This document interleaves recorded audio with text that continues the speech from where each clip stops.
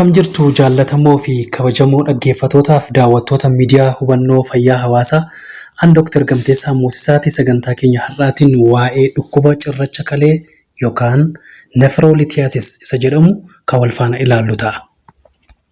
Egaan jaallatamoo fi kabajamoo dhaggeeffattootaaf daawwattoota keenyaa waa'ee cirracha kalee maalummaa isaa akkamitti akka uumamu akkamitti ofirraa ittisuuf yaalamnee fayyuu akka dandeenyu ibsuu kootiin duraan dursa waa'ee faayidaa kalee yookaan qaama keenya keessaa kalee kan jedhamu faayidaa inni qaama keenyaaf qabu beekuun baay'ee barbaachisaadha. Sababiin isaa kaleen bu'uura jireenya namaati.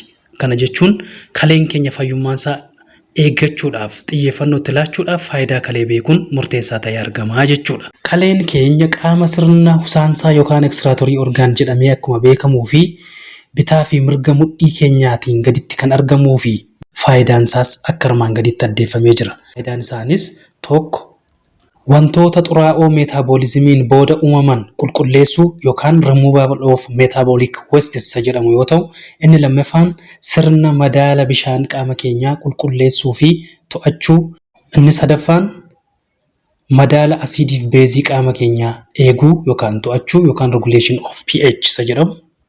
Inni arfaffaan madaala soogidda qaama keenyaa to'achuu, inni arfaffaan sirna gala'oo yookaan dhiiga qaama keenyaa qulqulleessuu fi gulaaluu, akkasumas inni ja'affaan wantoota hin barbaachifnee fi irraa hafaa ta'e dhibamsiisuu. Kana jechuun excretion of extra materials isa jedhamu, fakkeenyaaf irraa hafaa kan ta'an kanneen akka vaayitaaminoota, qorichootaa fi soogiddaa fi kan kana fakkaatan qaama keenya keessaa warra irraa hafaa ta'an gulaaluudhaan kan qulqulleessudha jechuudha. Inni torbaffaan dhiibbaa dhiigaa keenya gulaaluu fi to'achuu, akka inni ol hin baane, akka inni gara malees gadi hin buune kan to'atu kan gulaaludha jechuudha. Inni saddeettaffaan bishaan qaama keenyaa to'achuu fi eeguu yookaan conservation of water jedhamudha. Inni dhumaa fi inni salgaffaan immoo hormoonii qaama keenyaaf baay'ee barbaachisoo ta'an oomishuudha. Akkasumas vaayitaamin D illee akka oomishamuuf gahee guddaa kan taphatu kalee keenyadha jechuudha.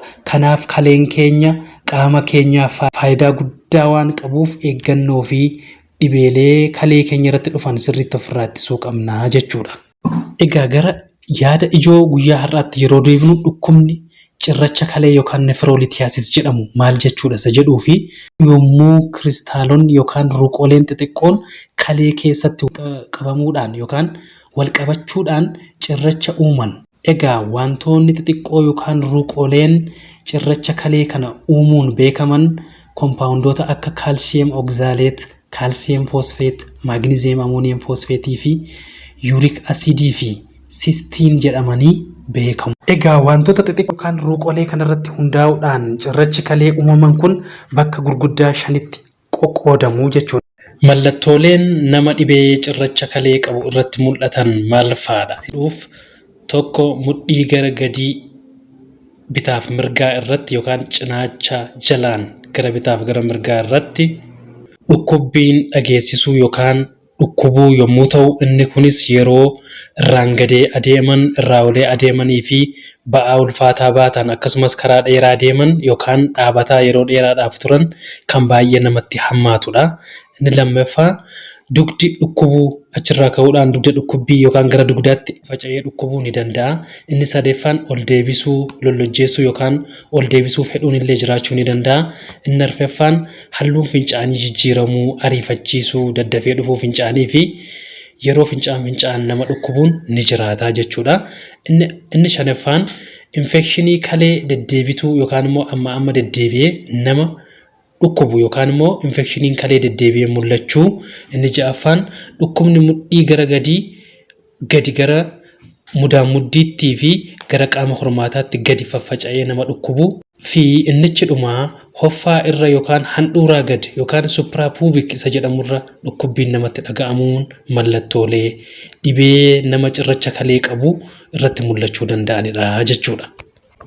Wantoonni dhibee cirracha kaleedhaaf nama saaxilan yookaan risk factors inni jedhamu maal fa'aadha isa jedhuuf maatii keessaa ba'an rakkoo akka kanaa namoonni haadha abbaan yoo qabaatan namatti darbuu ni danda'a. Inni lammaffaan dhangala'oon qaamaa hir'achuu yookaan immoo dehydrated yeroo ta'an Inni sadaffaan immoo irra deddeebiidhaan dhibee cirracha kalee qabaachuunis deebisee nama saaxila marsaa itti aanuuf deebi'ee namatti ka'uudhaaf jechuudha.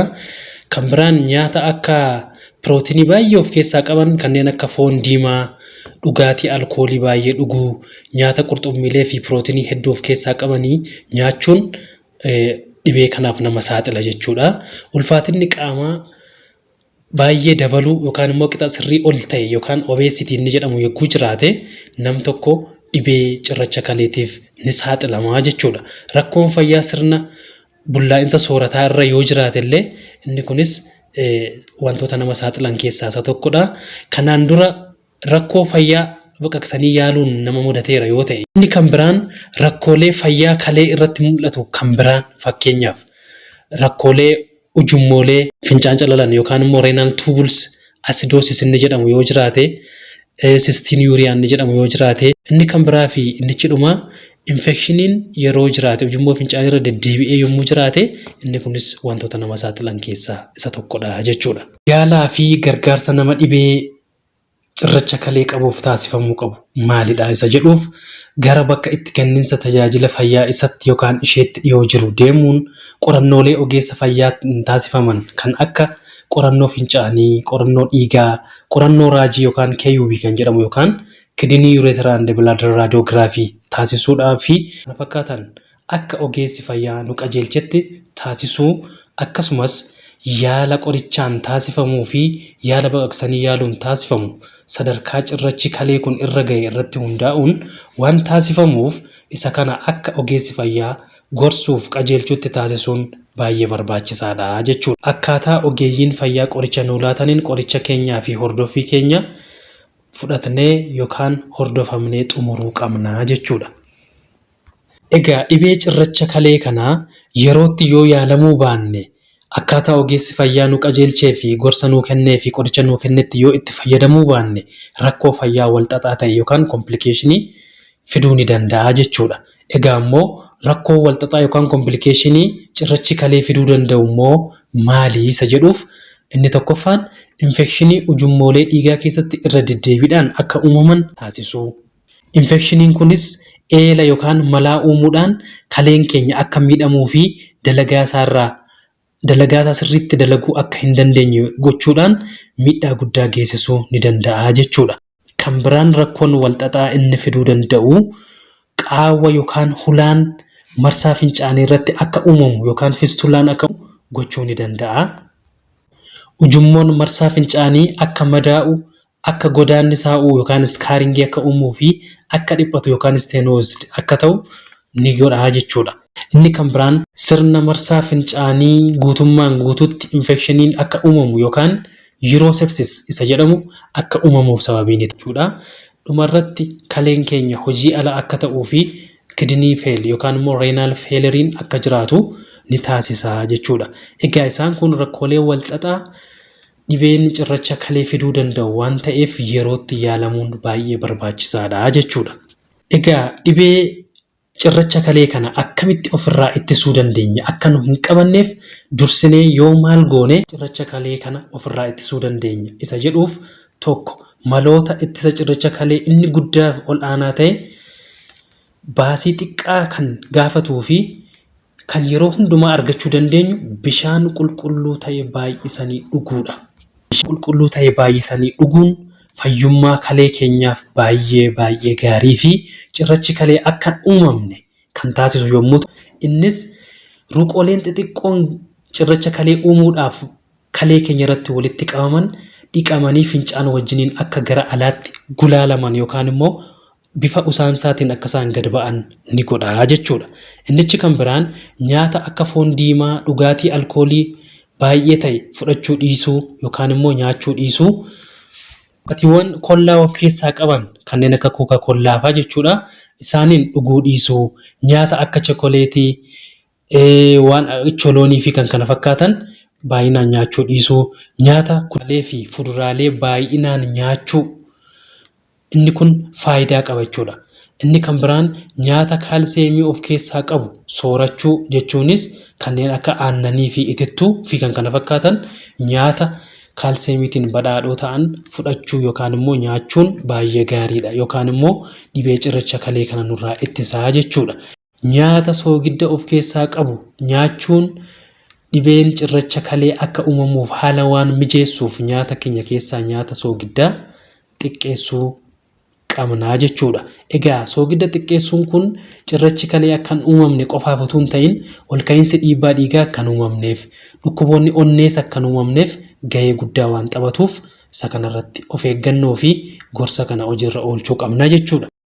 Inni kan biraa nyaata foosfeetii baay'ee of keessaa qaban nyaachuu. Innis nyaata akkamiiti kan foosfeetii baay'ee of keessaa qabanii? Nyaatota akka ocholoonii, nyaatota akka muuzii fi nyaatota akka chokooleetiif kan kana fakkaatan foosfeetii baay'ee waan of keessaa qabaniif isaan kana baay'inaan nyaachuu dhiisuu qabna jechuudha. Inni kan biraa fi inni xumuraa sochii qaamaa gochuun maloota ittiin dhibee cirracha kalee ofirraa ittifnudha jechuudha. Egaan jaallatamoo fi kabajamoo dhaggeeffatootaa fi daawwattoota miidiyaa hubannoo fayyaa hawaasaa sagantaan keenya har'a kan waa'ee dhibee cirracha kalee asumarratti xumura. Gaaffiif yaada isiniin galle gaafachuu ni dandeessu. Like, subscribe fi share gochuudhaan hubannoo fayyaa keessan cimsadhaa isiniin jenna. Hedduu galatoomaa.